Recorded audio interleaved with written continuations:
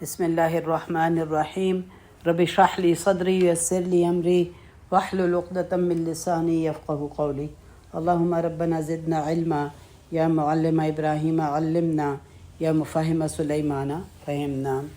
سیرت ہم نے جتنی بھی سنی اور اس کو جانا تو ہمیں یہی پتہ چلا کہ ختیجہ رضی اللہ عنہ کی شادی رسول پاک صلی اللہ علیہ وسلم کے ساتھ طے ہو گئی، اور ہم نے یہ بھی دیکھا کہ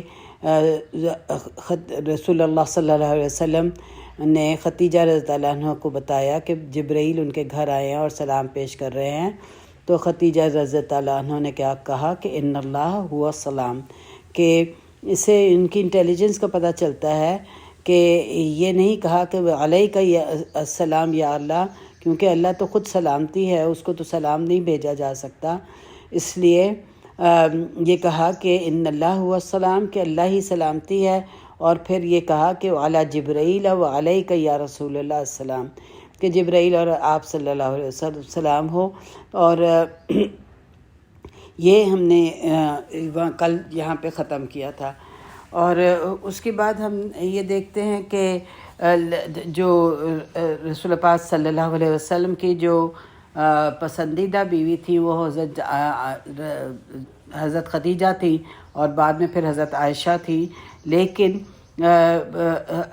ایک حدیث ہے کہ جس میں حضرت عائشہ نے کہا کہ ان کو کیا تھا کہ ان کو کسی اور بیوی سے جیلسی نہیں ہوتی تھی مگر یہ کہ ختیجہ رضی اللہ عنہ سے جیلسی ہوتی تھی۔ وہ کہتی ہیں کہ اگرچہ میں نے ختیجہ کو کبھی دیکھا نہیں تھا مگر مجھے ان پر رشک آتا تھا اور حسد محسوس ہوتی تھی، اس لیے کہ آپ ان سے بہت زیادہ محبت کرتے تھے، اور مجھے میرے دل میں اس بات کی محسوس ہوتا تھا۔ ایک دفعہ جب رسول اللہ صلی اللہ علیہ وسلم ختیجہ رضی اللہ عنہ کا ذکر کر رہے تھے تو میں نے ناراضگی سے ان سے یہ کہا کہ یا رسول اللہ صلی اللہ علیہ وسلم، آپ کب تک ایک بوڑھی عورت جس کے دانت بھی نہیں تھے اس کا ذکر کرتے رہیں گے، جبکہ اللہ نے آپ کو ایک نوجوان فرٹائل بیوی دی ہے؟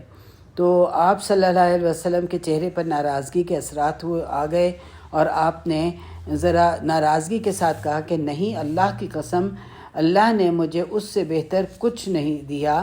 آپ نے فرمایا کہ وہ سب سے پہلی تھیں جو مجھ پر ایمان لائیں جبکہ سب نے انکار کیا، اور وہ کہتی تھیں وہ پہلی تھیں جس نے مجھے اپنا پیسہ دیا جبکہ سب نے انکار کیا، اس نے میرا ساتھ دیا جبکہ سب نے چھوڑ دیا، اللہ نے مجھے صرف اسی کے ذریعے اولاد سے نوازا۔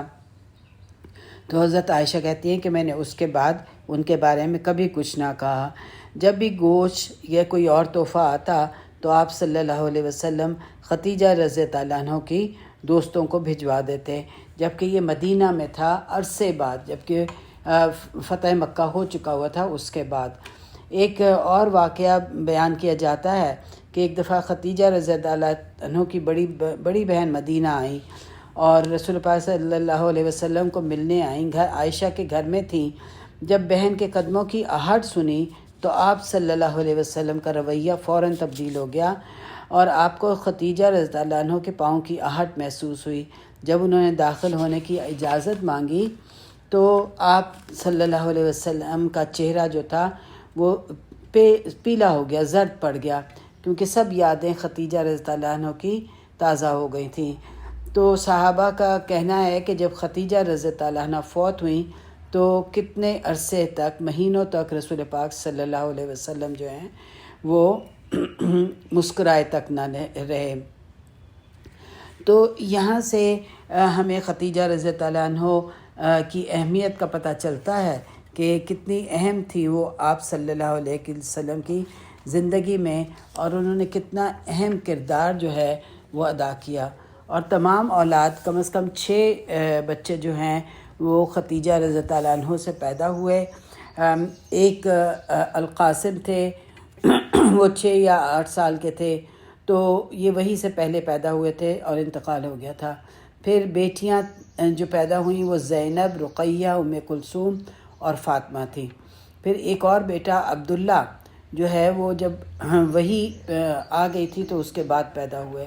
تو چاروں بیٹیاں جو تھیں وہ میچورٹی تک پہنچیں، سب آپ کی زندگی میں فوت ہوئیں اور آپ نے اپنے ہاتھوں سے دفن کیا۔ صرف فاطمہ رضی اللہ عنہ جو تھیں وہ زندہ رہیں، اور جب آپ اپنی ڈیتھ بیڈ پہ تھے تو انہوں نے فاطمہ رضی اللہ تعالیٰ عنہ رو رہی تھیں تو پاس بلا کے کانوں میں کوئی بات کہیں تو روئی. اس کے بعد پھر بلایا اور کوئی بات کی تو ہنس پڑی. کافی عرصے بعد عائشہ رضی اللہ تعالیٰ عنہ نے فاطمہ رضی اللہ تعالیٰ عنہ سے پوچھا کہ انہوں نے کیا کہا تھا آپ کو؟ تو انہوں نے کہا کہ میرے والد نے مجھے بتا دیا تھا کہ میں مرنے والا ہوں. تو میں رو پڑی، اور جب انہوں نے پھر بلایا تو مجھے کہا کہ تم سب سے پہلی ہوگی جو مجھ سے ملاقات کرو گی. تو میں ہنس پڑی. تو یہی بات ہے کہ چند ماہ بعد فاطمہ رضی اللہ عنہ بھی جو تھی وہ فوت ہو گئی تھی. تو ہم دیکھتے ہیں کہ رسول پاک صلی اللہ علیہ وسلم کی زندگی بہت مشکل تھی. یتیمی تھی، بچوں کی فوتگی دیکھی، مگر ان سب آزمائشوں سے گزرنے کے باوجود اللہ سے تعلق بہت بہت مضبوط تھا. یہ جب آپ صلی اللہ علیہ وسلم کے بیٹے عبداللہ فوت ہوئے تو ابو جہل بہت خوش ہوا، اور اس نے پورے مکہ کی گدلیوں میں یہ کہتا پھر رہا تھا کہ قد بطر محمد، کے عرب ان کی جڑ کٹ گئی ہے، کیونکہ عربوں کے لیے لڑکے ہی اہم ہوتے تھے، اور اگر کوئی لڑکا نہیں ہوتا تھا تو اس کو بالکل ناکارہ سمجھا جاتا تھا. لیکن ابو جہل کا یہ سب کچھ کہنا، آج ابو جہل کو صرف وہ یاد رکھتے ہیں جو اس سے نفرت کرتے ہیں. ایک اور بیٹا ہوا تھا ابراہیم کے نام سے، وہ بھی 18 ماہ کا تھا، تو اس کے بعد وہ فوت ہو گیا تھا. تو اب اس کے بعد ایک اور اہم جو واقعہ نبوت سے پہلے کا ہے وہ کعبہ کی تعمیر ہے. آپ صلی اللہ علیہ وسلم کی عمر جو تھی اس وقت 35 سال کی تھی، اور کعبہ 2 دفعہ تباہ ہوا، ڈیمیج ہوا. ایک دفعہ آگ سے اور دوسری دفعہ سیلاب سے ہوا. ان دونوں میں لوگوں کے گھر جو تھے وہ کعبہ کی بہت قریب ہوتے تھے، چند فٹ دور ہوا کرتے ہوتے تھے. بڑا طواف بھی نہیں ہوتا تھا، چھوٹا تھا. ایون جب ہم لوگ گئے ہیں تو بھی صفا مروہ تھا پاس، گھر تھے، بازار تھا، غزہ، صفا مروہ سے نکلتے ساتھ ہی بس سٹاپ تھا جس میں میں اترتی تھی اور بچوں کو لے کے داخل ہو جاتی تھی. تو اب تو بالکل اس کا نقشہ ہی تبدیل ہو چکا ہے. تو یہ عورت کہیں کھانا پکا رہی تھی کہ کعبہ کا جو کپڑا تھا وہ آگ پکڑ گیا. کعبہ جو تھا وہ ہمیشہ کورڈ رہتا تھا، یعنی جاہلیہ کے دور میں بھی. تو کعبہ کافی ڈیمیج ہو گیا، لیکن تباہ نہیں ہوا اور کمزور ہو گیا. اور اس کے کچھ عرصے بعد ہی سیلاب آ گیا، بہت زیادہ بارش ہو گئی اور لوگوں نے تیر کر طواف کیا. ہم نے خود بھی بارشیں دیکھی اور ہم نے دیکھا ہے کہ کس طرح سے کافی پانی جو ہے وہ کعبہ کے اندر آ جاتا ہے. لیکن اب ماشاءاللہ بہت اچھے انتظامات کر دیے گئے ہیں کیونکہ اس میں فلڈ نہیں آ سکتا. بہرحال سیلاب سے کعبہ کو کافی نقصان پہنچا، اور کچھ دیواریں کو بھی نقصان پہنچا اور چھت بھی گر گئی. جب بہت نقصان ہوا اور سٹرکچر کو بھی نقصان پہنچا تو فیصلہ یہ ہوا کہ کعبہ کو جو ہے وہ بنانا چاہیے، ری بلڈ کرنا چاہیے. اب یہاں پہ ایک بہت ہی اہم واقعہ پیش آیا جس میں کہ ہمیں اللہ تعالیٰ کی کامل اختیار اور اللہ کی پلاننگ پتہ چلتی ہے کہ اللہ تعالیٰ نے کیا پلان کیا ہوا تھا کعبہ کے لیے. ہوا یہ تھا کہ ان دنوں میں جدہ میں سیل کی خبر پھیلی ہوئی تھی، اس کو اس وقت جدہ کہتے تھے. تو یہ ہوا یہ تھا کہ جو روم کا بادشاہ تھا سیزر، اس نے بہت سی سپلائیز بھیجی تھیں یمن میں ایک بہت بڑا چرچ بنانے کے لیے. بہت میسو چرچ تھا اس کو بنانے کے لیے. یہ چرچ تباہ کر دیا تھا پرشین امپائر نے، کیونکہ یہ آگ کی پوجا کرتے تھے اور رومنز عیسائی تھے اور ان کے درمیان اکثر جنگ رہتی تھی.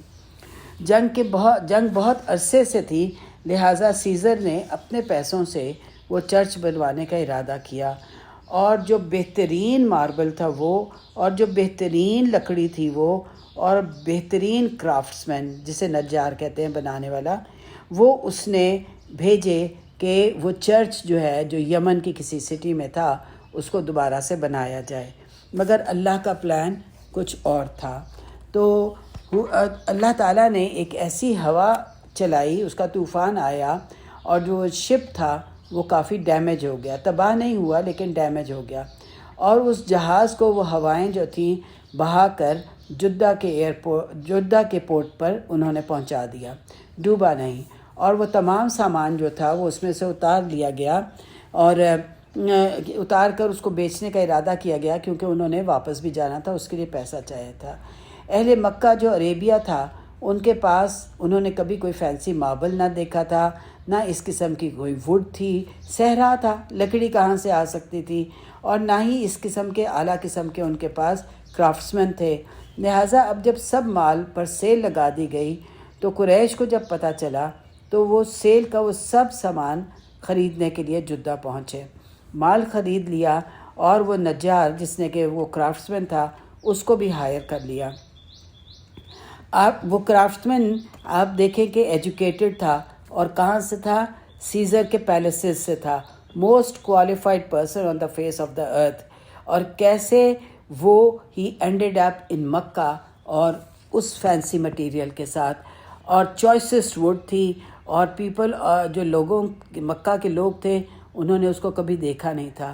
یہ تھا اللہ کا پلان خانہ کعبہ کو اپنا گھر بنانے کے لیے، کہ اس نے اس جہاز پہ سے وہ تمام مال اتروایا جدہ پہ، اور جدہ پہ قریش نے اس کو خریدا، سب نے اپنے پیسے جمع کیے، وہ خریدا، اور اس کو کرافٹسمین کو بھی ہائر کیا، اور وہ مکہ لے کر آ گئے، اور کعبہ کو مکمل طور پر توڑ کر دوبارہ بنانے کا ارادہ تھا۔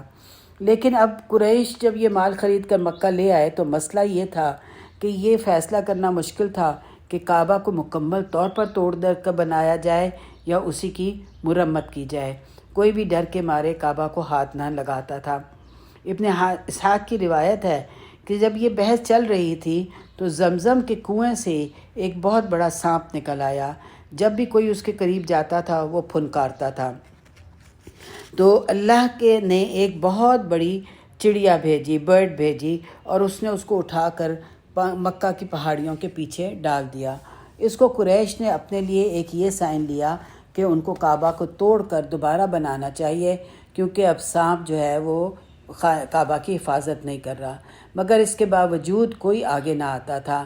فائنلی ولید بن مغیرہ جو خالد بن ولید کے والد باپ تھا، جس کے بارے میں آیات بھی ہیں، اس نے آپ صلی اللہ علیہ وسلم کا دشمن تھا، لیکن مکہ میں بہت نوبل سمجھا جاتا تھا، شاعر بھی تھا اور اسلام کا دشمن تھا۔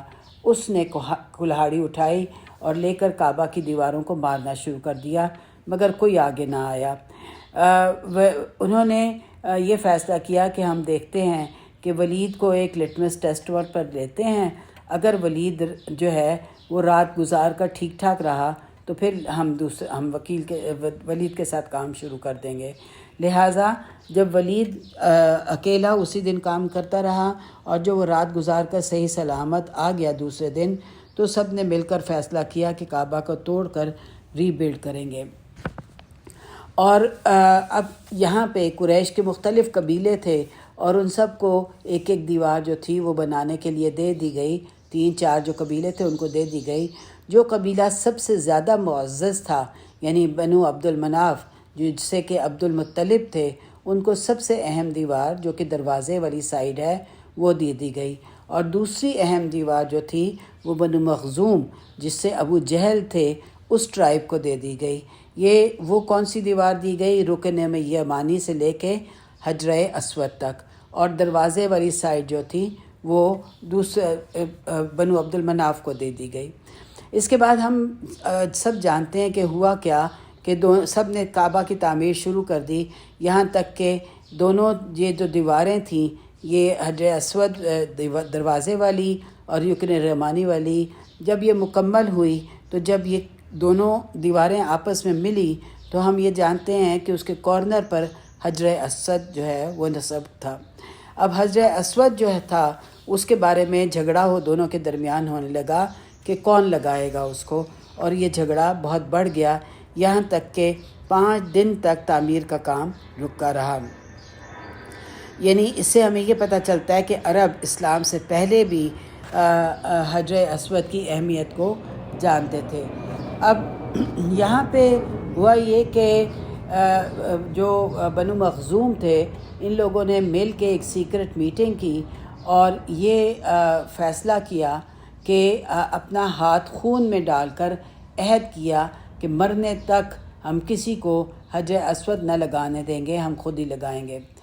5ویں دن فائنلی کیا ہوا کہ اس زمانے کا جو سب سے بوڑھا شخص تھا ابو امیہ ابن مغیرہ، اس نے فیصلہ یہ کیا کہ جو صبح سب سے پہلا شخص دروازے سے داخل ہوگا وہ فیصلہ کرے گا کہ کون سا قبیلہ جو ہے وہ حجر اسود کو لگائے گا۔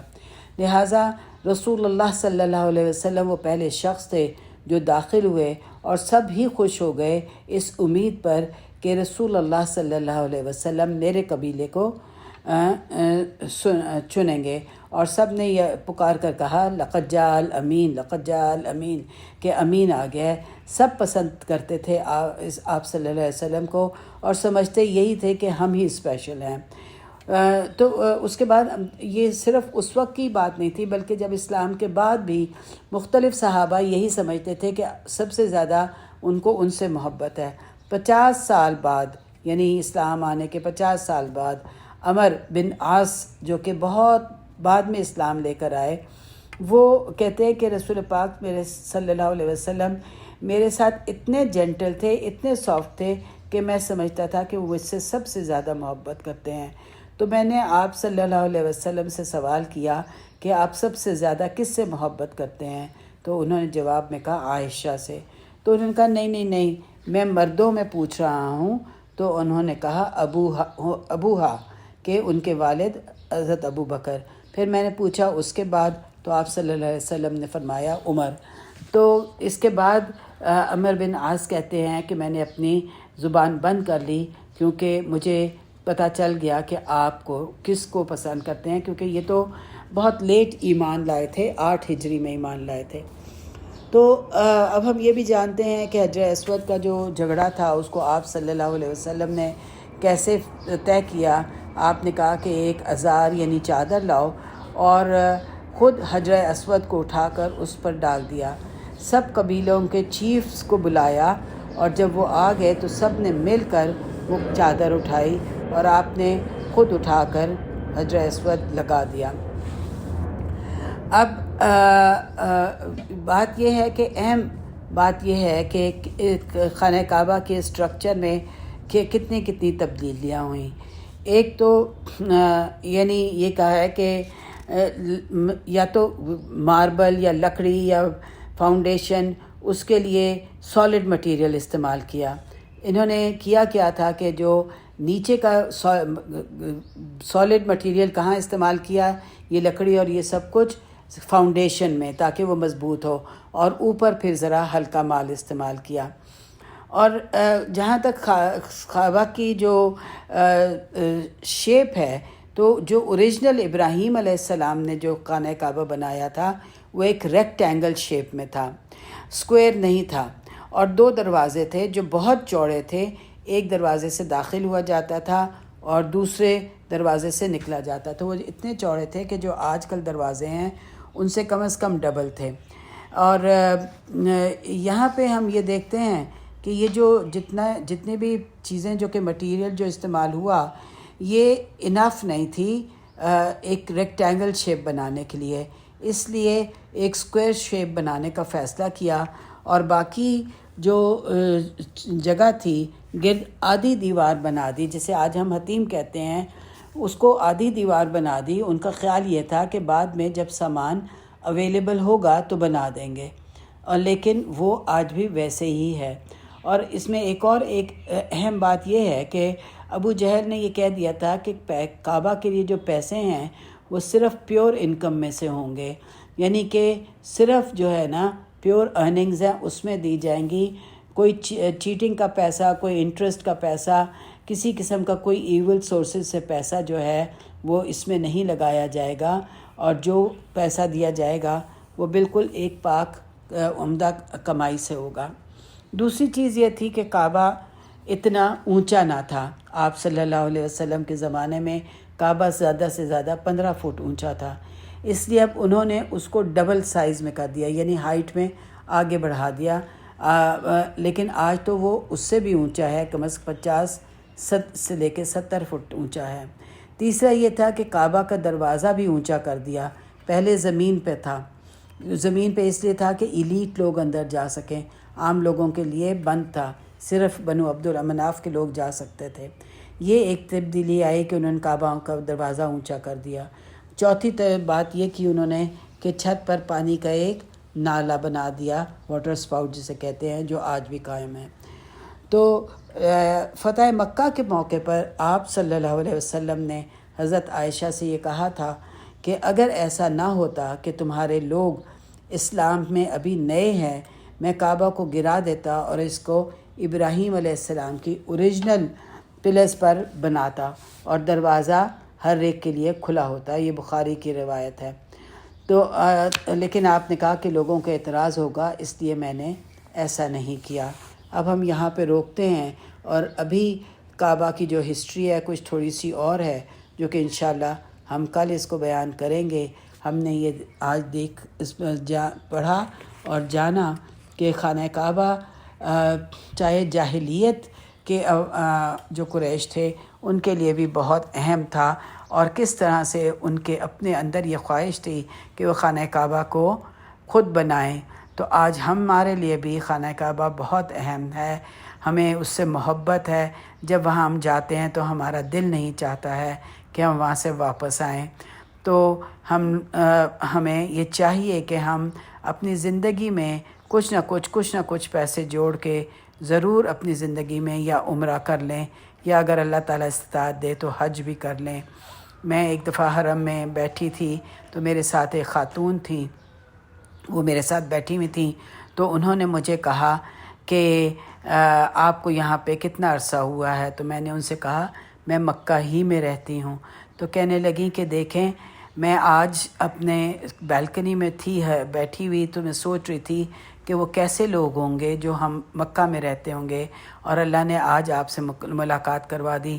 کہنے لگی مجھے 35 سال لگے ہیں پیسہ جمع کر کے یہاں مکہ آنے میں۔ میں نے 35 سالوں میں وہ پیسہ جمع کیا ہے اور آج میں یہاں پہ پہنچ پائی ہوں۔ تو میں نے ان سے کہا کہ یہ جو آپ کی 35 سال کی محنت ہے وہ اللہ تعالیٰ کو میرے یہاں مکہ میں رہنے سے زیادہ عزیز ہوگی انشاءاللہ، کیونکہ آپ نے کتنی قربانی دی ہے یہاں پہ آنے کے لیے۔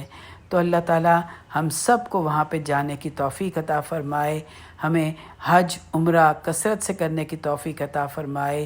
اس کے لیے ہمیں دل میں خواہش بھی رکھنی چاہیے اور ہمیں اس کے لیے پیسہ بھی جمع کرنا چاہیے۔ ربنا تقبل منا انک انت السمیع العلیم وتب علینا انک انت التواب الرحیم، وصلی اللہ علی نبینا محمد وعلی آلہ وصحبہ اجمعین وآخر دعوانا الحمد للہ رب العالمین۔